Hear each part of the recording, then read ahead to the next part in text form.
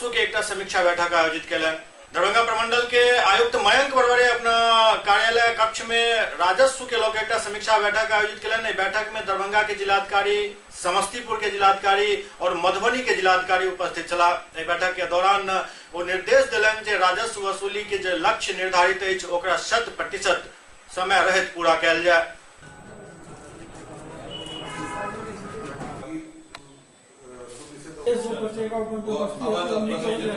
लंबित हो जाएगा, उसमें कितना विभाग है, 7 को 6 को 6 को 7 को 6 को ट्रांसफर कर दिया, 6 को 7 पर ट्रांसफर। वो बंदोबस्ती है शेष लंबित सरातों या लंबित शेष सरातों सर तो पर्चा पहले आ जाएगा तब लंबित आ जाएगा सर। और लंबित के केस में कितना विभागीय